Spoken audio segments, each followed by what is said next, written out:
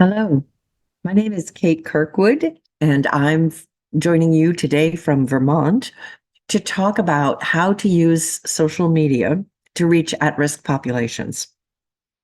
So my contact information is on the screen, and I feel like this is an emerging work for us in lead poisoning prevention and healthy homes.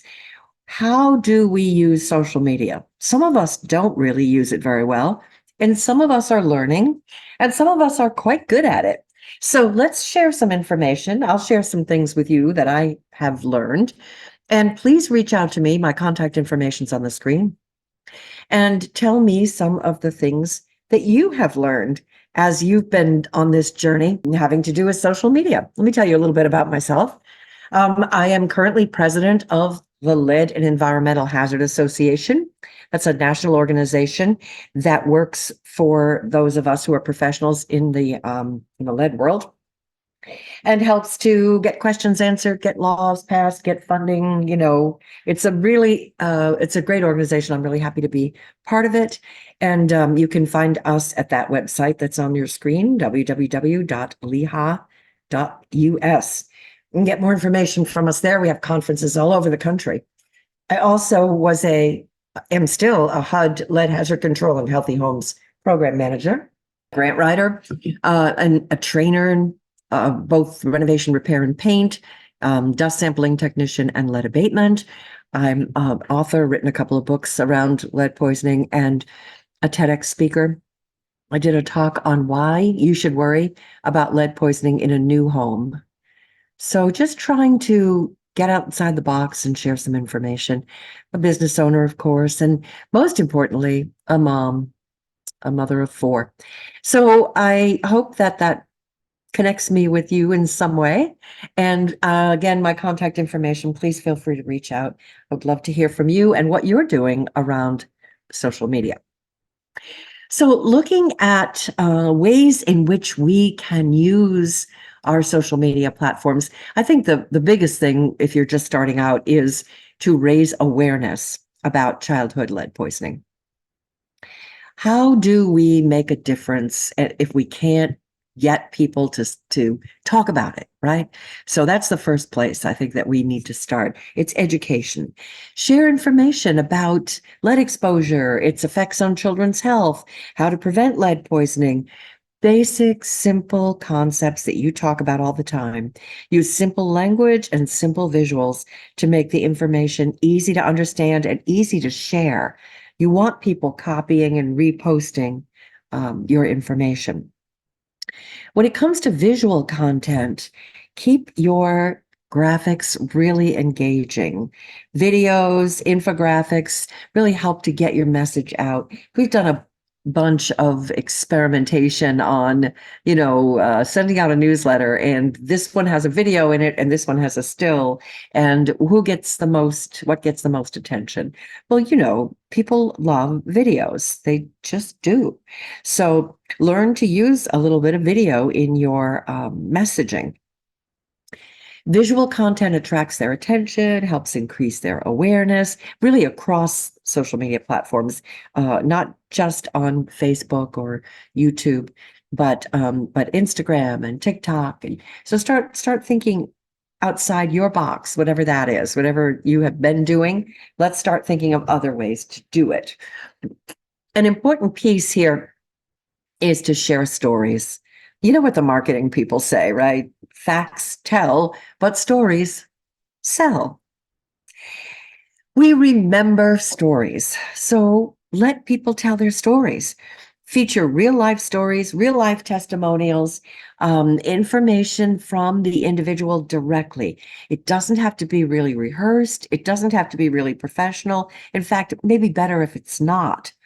Right. If it's just a young mom telling her story about how she felt when her child developed a blood lead level and she found out about it, or a grandparent or a contractor talking about how they felt when they realized that it was their renovation that they had done in that house that had poisoned that child. Whatever stories people are willing to share, if they are heartfelt and they are informational, put them on your social media platforms. Those are the things that people remember and that really make a difference. Personal narratives. They resonate with audiences and inspire audiences to do something. Okay, collaborate with people who are already out there. We have what we call influencers, right? People who are on the social media platforms who are doing things already. So partner up with them.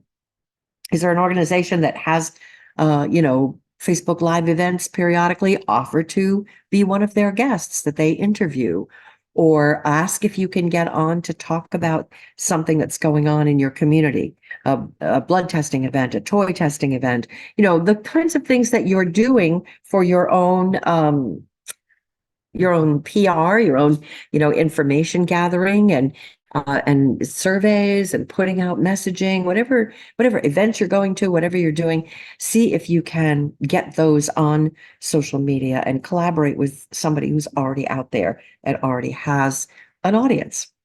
And don't forget to utilize hashtags. Now, for those of you who might be new to social media, you say, what the heck is a hashtag? It's just that tic-tac-toe sign that you see in front of some words sometimes. So we might say hashtag lead poisoning prevention, or hashtag lead safe homes, or hashtag healthy children. You can incorporate that into your posts, and then people will search those terms and your post will turn up. So it increases your visibility, connects you with individuals interested in this topic. Number 6, we could host live events. I already talked about a Facebook Live event, or maybe a Q&A session. Maybe you can get invited to a podcast or a news story in your area, in your local TV station. Look for opportunities to get out there and tell your message, the same as you do in person, but on different social media platforms.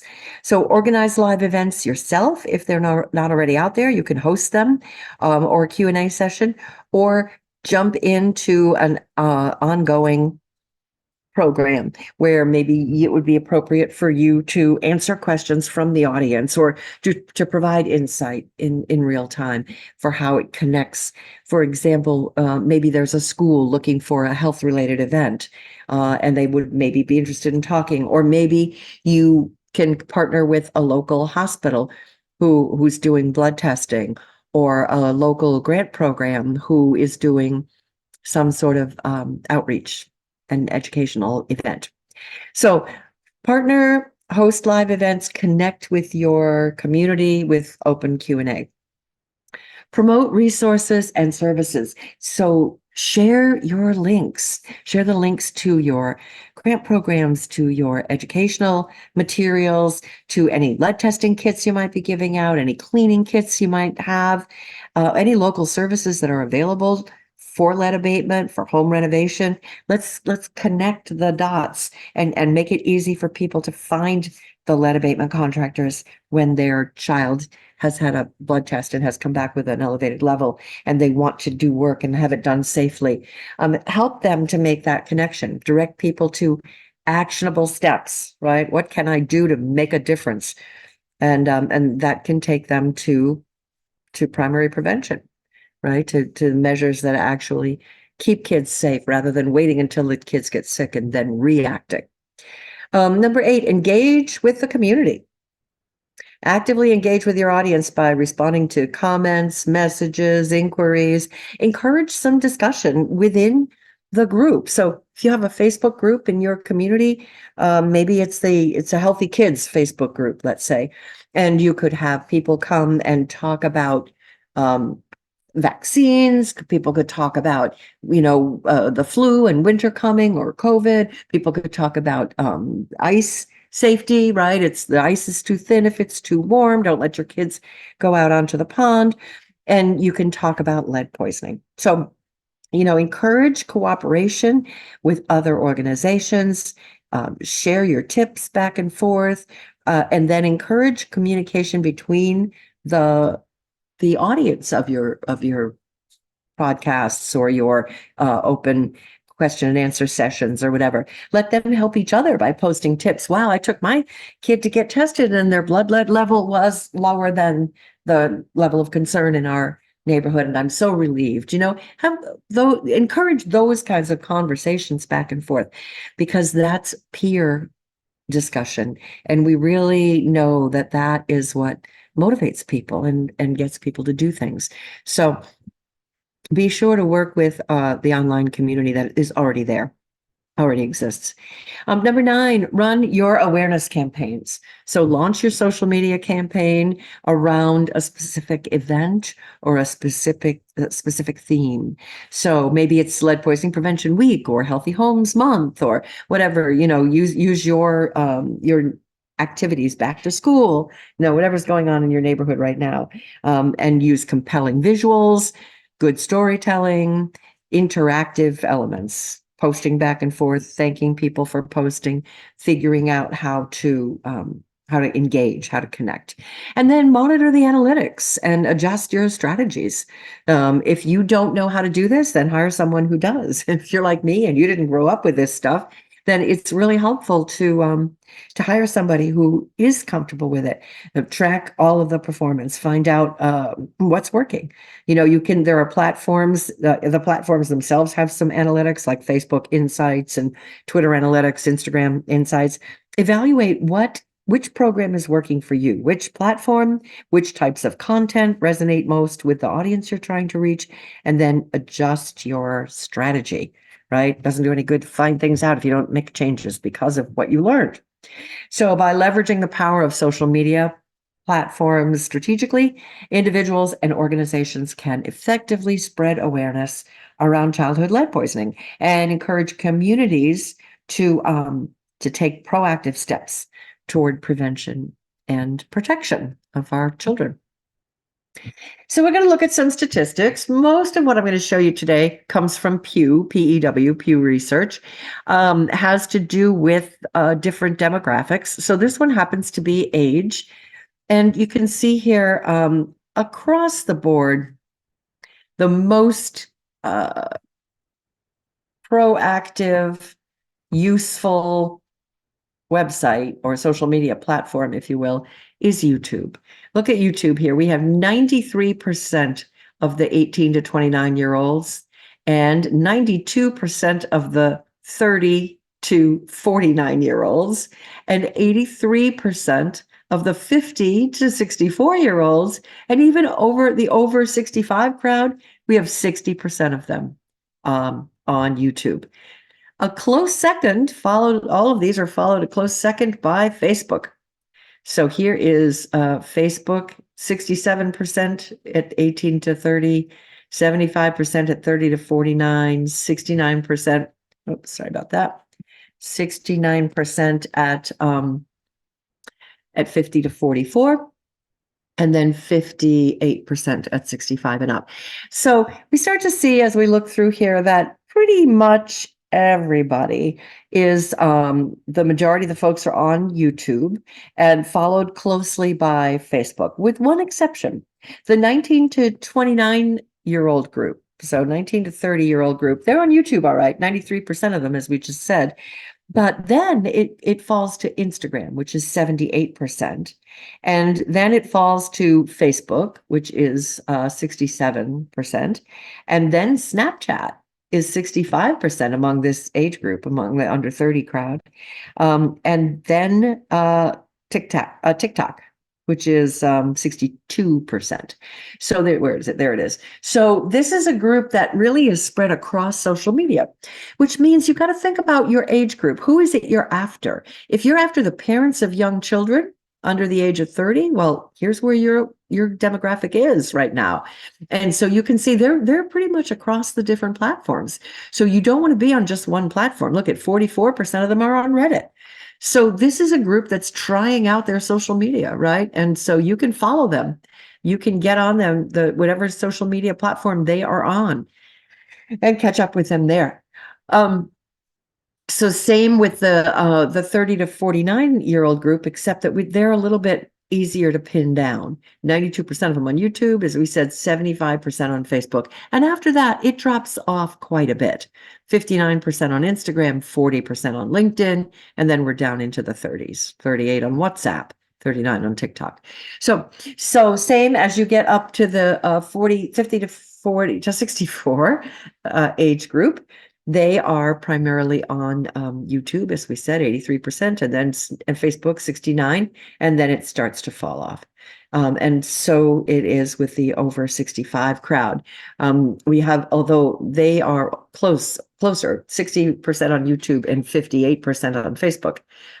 Those two are pretty close together, but then they fall off into the other platforms as much lower numbers.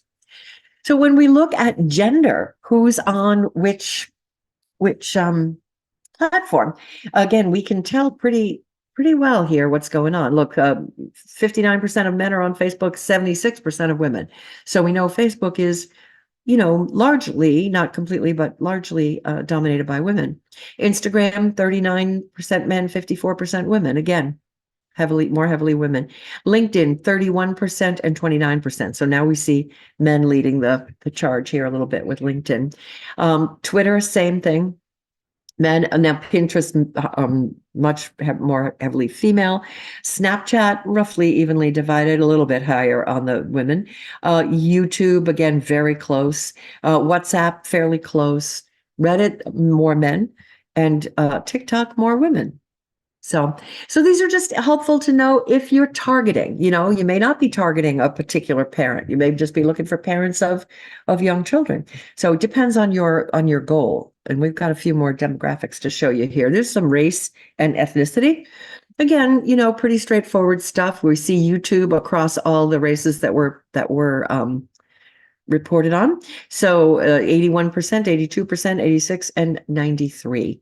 And then we see Facebook pretty much 69, 64, 66, and 67. So we've got a few, there's a few outliers, but for the most part, Facebook and YouTube are the two places you need to be, right, to talk to these folks. Here's the income level. So what social media platform are you on based on income level? Again, we see pretty much the same. YouTube, 73, 83, 86, 89, and Facebook, 63, 70, 74, 68. So again, the others tend to sort of fall off. We do have a little bit of activity here also from TikTok in the relatively high 30s. Same with Instagram, 30s and 40s.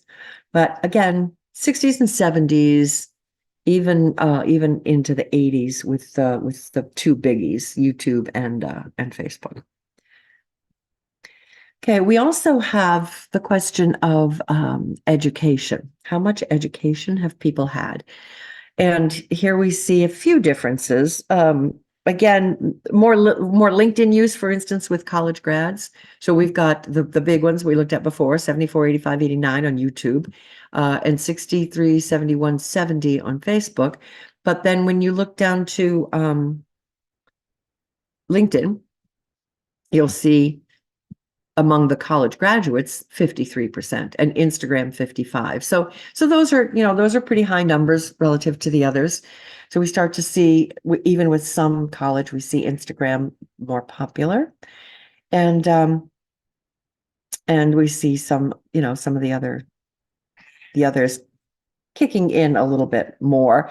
There's an interesting emergence of TikTok. And as we just pointed out here, there's 35, 38, and 26%. So that's in the Snapchat range, a little bit better. Not quite into the Pinterest range, but that's getting really to be kind of mainstream in a way that we didn't expect. And it's a big jump. TikTok has passed by Twitter and Snapchat here. So that's kind of a big jump that we're seeing. This next one is community. Is it an urban, a suburban, or a rural community? So we see in YouTube our big challenger here, 85, 85, and 77. So that's certainly the largest share. But then when we go to Facebook, we have 66, 68, and 70. So again, pretty close behind, especially in the rural community, pretty close behind YouTube. Then we see Instagram, we see LinkedIn, we see Pinterest. So it starts to drop off significantly after those first two big hits. This is about who uses the social media platform in terms of political affiliation. So we can see once again, YouTube, 82% and 84% of the Republicans and Democrats. So it's not a significant difference there, really. Facebook, same, 70 and 67%. We start to see a little bit bigger jumps as we move around. Instagram, for example, 53% Democrat, 43% Republican. What's the other one show? A Pinterest, 35 and 36. Again, very evenly divided there. LinkedIn, a little bit heavier Democratic. So I don't know that these things matter to you, but it's something that we can measure, something that you can know. So looking at smartphones, Americans at all income levels they require their smartphones. They become dependent on their smartphones, but we do see higher numbers of lower income folks, the under $30,000 a year wage earner, that is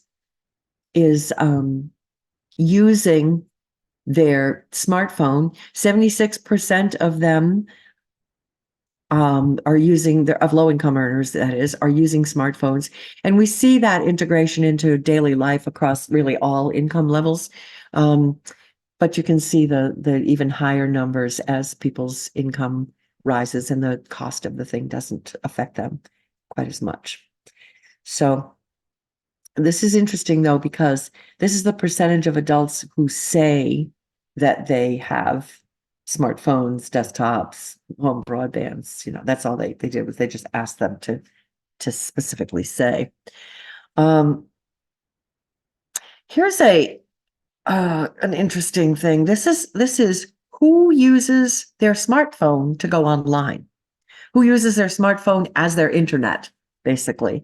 And we can see here that there's been, this is the under less than $30,000 a year wage earner that's leveling off a little bit. They're needing or wanting to use their smartphone as their internet. But look what's happened at the $30,000 to $100,000 more wage earner. That has gone significantly down just in the last couple of years. This would be from 19 to 21. So that's interesting because most of the data I have from Pew is 23. I guess this is something they did not talk about this last go around.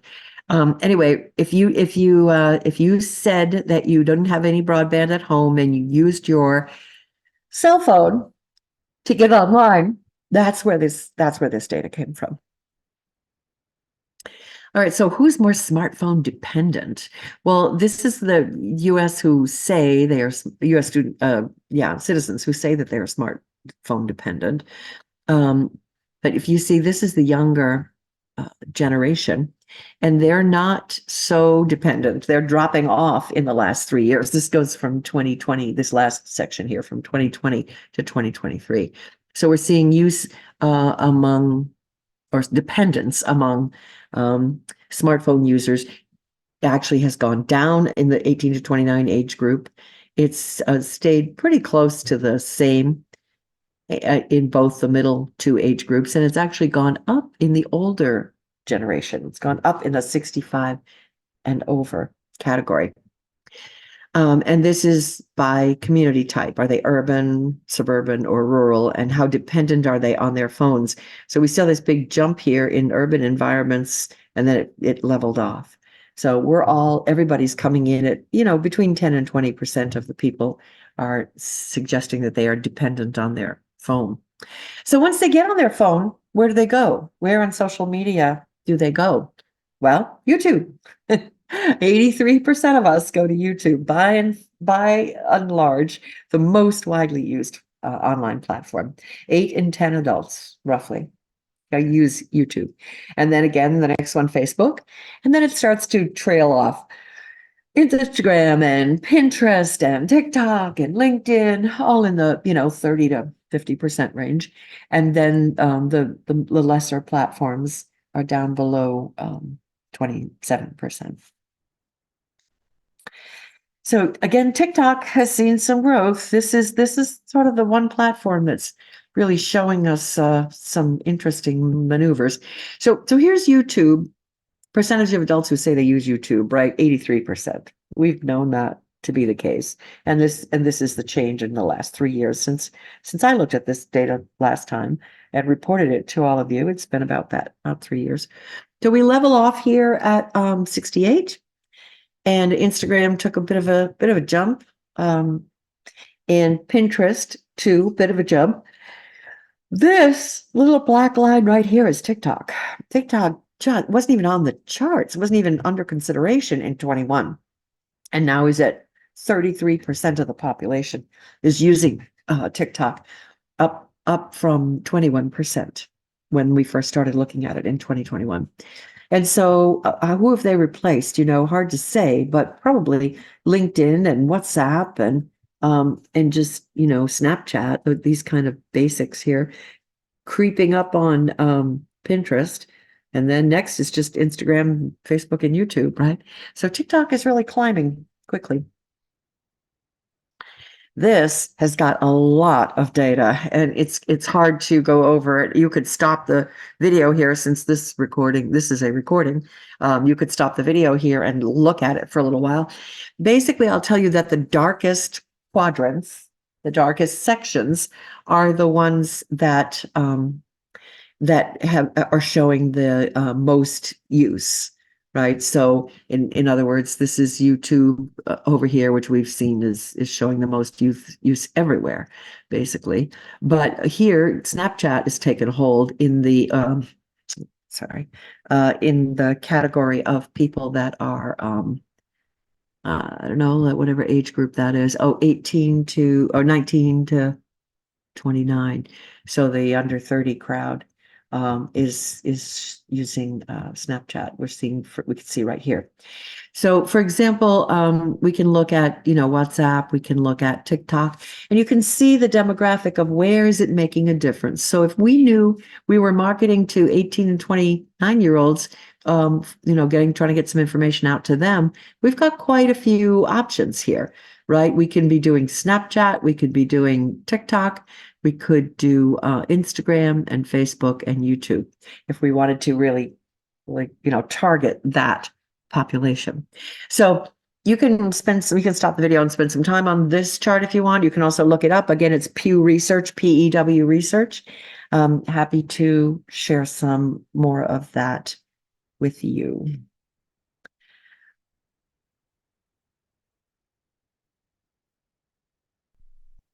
So I'm going to show you some examples of some social media. But before we do that, I want to talk a little bit about YouTube Shorts. YouTube Shorts are a pretty new feature on YouTube. They're vertical. You hold the phone up and down vertically. So they are 60 seconds in length or less. They're designed to provide a quick, interesting, engaging experience for viewers, geared toward mobile devices, right? Geared toward phones.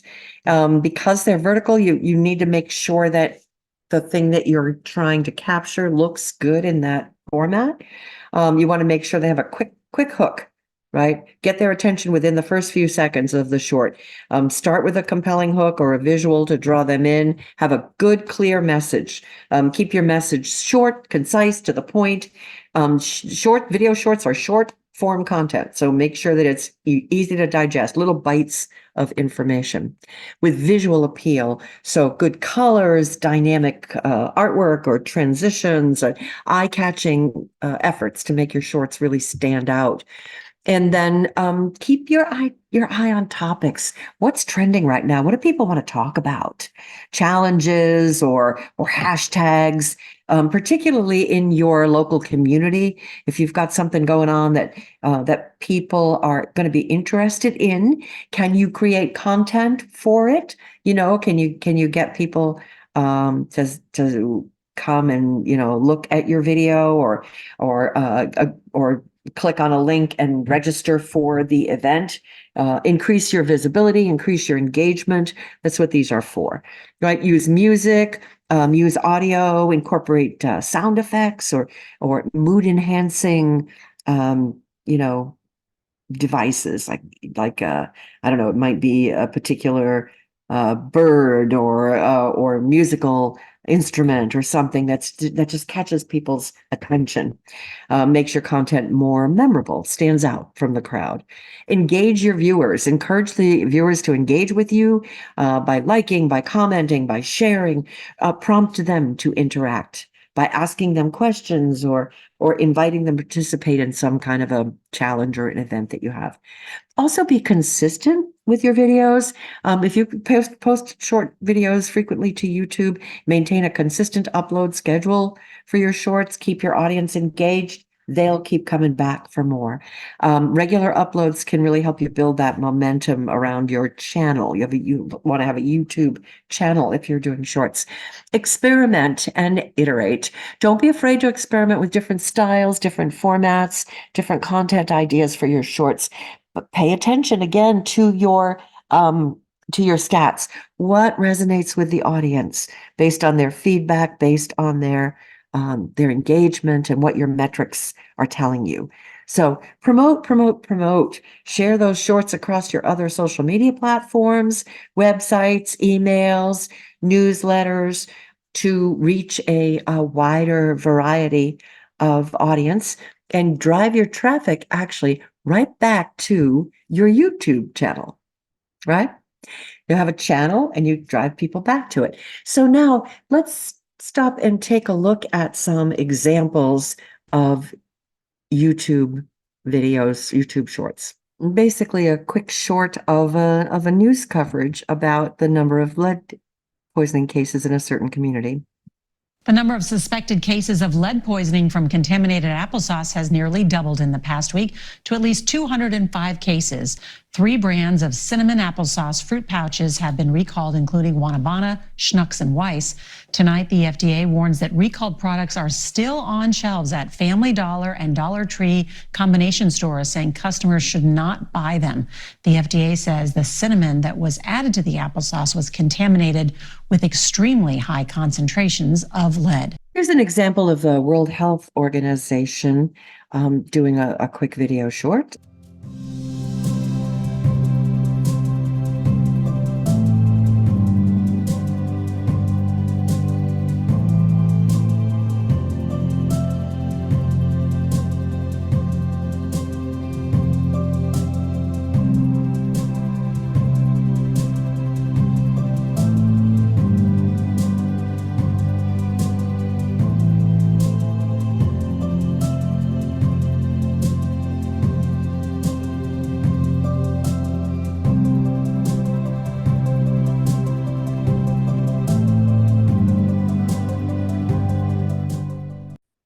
So here is an example of another newscast about this same situation. I never thought in a million years that my son would be a lead poisoned child. Sarah and Ricky Callahan learned that their son Rudy had lead poisoning during a routine exam in August, shortly after his first birthday. They say it took months of testing their home, water supply, and their own blood for answers before determining what they alleged to be the source, Wanabana brand cinnamon applesauce pouches. The Callahans are now suing the company for damages. To realize that those were the culprit, I think anger was very much our initial response. Wanabana is one of 3 companies the FDA has identified as having cinnamon applesauce products tainted with lead. In an interview with Politico, an FDA's official said it could be an intentional act on the part of someone in the supply chain. The FDA is still investigating several theories behind the contamination. And sometimes things get a little bit, off color and a little bit tense and a little bit interesting. Everyone was getting lead poisoning. Like gas used to have lead in it. And the reason why it had lead in it is like engines would knock, okay? And so they would make this horrible like knocking pain. They would run like shit. So they added lead to gasoline and they poisoned the whole world. I'm going to stop here because the language just continues to get a little bit more inappropriate. But you see, this is a character that people might watch, right? They might stop and listen and pay attention to what this person has to say because he is a little bit animated and excited about this. Now we're going to stop and take a look at TikTok. Well, TikTok is the one that we just described as sort of climbing the charts. It's not as well known, certainly, as YouTube and Facebook, but it's definitely climbing the charts in areas that we might care about. Things like young parents under the age of 30, things like the low-income population that many of our grant programs are geared for. So TikTok is something that started with video only, but now and dance videos, and so kind of had a little niche there for a while. But now it's really coming into its own in terms of the platform of choice for a certain segment of the population. Let's take a look. So this is one of those situations we talked about where a person who does not have to be well rehearsed, but who is just telling her story really can be compelling. Let's listen. Okay, I need everybody who's watching this with children to take this very seriously. My daughter had some blood work done when she was at her 1-year checkup. And they had tested for lead, which I had no idea that was a thing that they did, at least at her specific pediatrician's office. And I had been living in a home for the past 3 months that was built in the 1950s. If you currently live in a home that was built before 1978, please, please, please go get blood work done on your child and catch it before it is too late. Here's another idea, something a little different that you maybe could try. Look at the visuals on this. You can hold on to, find someone who'll be there for you, 'cause that's all that really matters in the end. So here's another interesting option or opportunity that you might have, drawing attention to your target area. Do you live in these zip codes? More than 80,000 lead service lines are delivering water into Detroit homes. But the city of Detroit has pledged to replace 15,000 lead pipes by the end of 2024. I just want to point out that all of these last four, the three previous and this one that you're about to see, these are all TikTok. So something that you maybe haven't been working with yet is really starting to take hold. So think about it and look at your demographics and your own analytics about it. Let's listen. Here we have 5 things that you can do according to the CDC to help lower your child's lead level. So you want to make a plan with your doctor and then find the lead that is in your home. Once you do that, you want to clean up any lead dust. So when old paint cracks and peels, it makes lead dust. So you want to make sure you clean that up. Then you want to make sure that your child has a healthy, balanced diet. And then lastly, learn more and get the support that you need. You can contact your local health department. So now you've seen the TikTok examples. Let's take a look at some Instagram. All right, here's someone who is accusing this company of poisoning children with marshmallows made of lead from Japan.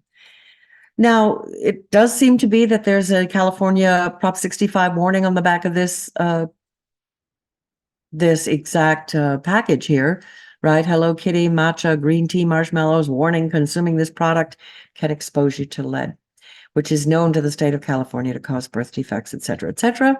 But, as pointed out in the Instagram post a little bit later, maybe it's not the company that is to blame here. Maybe it's the importer, right, who brought them to the US. But this is a Japanese company who's obviously been getting some heat from this. But what they're doing here is posting this content to social media, using Facebook, hashtags, proper keywords, including Instagram, and getting some conversation going to educate and make people aware, right? So here's something about water, poisoning the water. This is a post explaining what happened basically in Flint, Michigan. An really intriguing picture of a teacher and a student having this conversation. Here's another Instagram, this time talking about the lead in a cup, in a metal thermos cup that was identified by Tamara Rubin, who does a lead safe mama thing and has been testing consumer goods for the last several years and posting the results on social media. So you can certainly tap into her stuff or other people's stuff that other content creators and influencers are posting. You can use that to generate some activity also in your Facebook page, and then talk about what you're doing, what precautions your program is taking in your area to make sure this doesn't happen there. So this is another example of educating. You can go back to where we started, which is, what can we teach folks? How long does lead live in the body? Well, 30 days in the blood, 40 days in the soft tissue, like lungs, for instance, and 10 to 30 years in the bones. So this is where we could talk about calcium and nutrition and how important it is for people to keep their calcium level up, because it's really calcium that we want stored in our bones, right? But lead has got some similarities to calcium, and the body will often take up lead because it looks a little bit like calcium in terms of makeup. And so there's a whole lot of discussion you can have from this point on. Are you using this in a childbirth class, for example, talking to pregnant moms about how important it is that they have their blood tested, because they, in fact, could be calcium deficient and could, if there were lead, say, stored in their bones as calcium, you can have that conversation, right? That they would be at risk for not only poisoning themselves, but also their baby when that lead re-entered the bloodstream. So there's a lot of health conversations we can have with the information that's on social media. So here's a Facebook post that I actually used in my company a few years back, maybe this year, I guess last year, talking about a class. This looks like an RRP class. So we have a Facebook ad offering businesses the ability to get the word out there, and maybe there's a discount attached. Maybe they click here and get a 30% discount or 50% discount, or get a code to register for free, and then someone pays for the class, like one of the grant programs maybe, or a school, or someone who wants to increase capacity of lead safe renovators in your town. So this is the kind of thing, just a picture of folks hanging around during the class, get some interest up about it. Use your holidays. I love this one. Roses are red, violets are blue. Test children's lead levels at age 1 and 2. So this was in New Hampshire, working on, I guess it was probably just a Valentine's Day promotion, but it might have been lead poisoning prevention week or something. So there was a newsletter that was created. There's a link at the bottom to the newsletter, and it says, share your newsletter and say whatever you want to say in your first few lines, and then click here for more information, and that can take them directly to the newsletter, which lets them know about your programs for children, your programs for adults, for your housing programs, whatever it is you want to share with them. boosts your visibility as a program, lets you target. You can target those ads. I want to send these ads to people in this geographic area who have this income level, who, work in this field, whatever kind of targeting you want to put onto a boosted Facebook ad. It builds credibility, as it says here, fosters community, facilitates cross promotions. So these are the kinds of things that we can do when we start to think a little bit outside the box. So Facebook groups can be really helpful. Parents of lead poisoned kids, or children from a certain community, moms and dads with kids in a certain community, school communities. These groups are often hubs, not only support networks for these families, but a way to share resources, to provide guidance, to offer community support. By joining and participating in this group, you as a grant program can help to build trust. You can offer assistance and contribute positively to the community.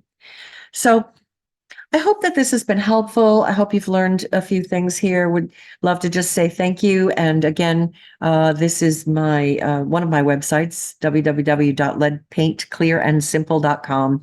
I think that the answer to our challenges with lead paint is really not to blame and to fine and to point fingers, but rather to provide information. If you've heard my talks before, you've heard me say before that nobody poisons a kid on purpose. We are all doing the best we can, but we don't know what we don't know. And so the folks that you're working with, that you're talking to in your community, the parents, the contractors, the grandparents, the community, the city, county, state officials, they simply don't know. So you have the information, you can help them to know, but keep it clear and keep it simple. And that's really the best advice I can offer in terms of social media. Please share with us your social media posts. I would love to know about them and pass them on to other people. Feel free again to reach out to me if you have any questions. I am more than happy to talk further about this. Obviously, it's a great passion of mine. So thanks again. Please feel free to reach out and work lead safe.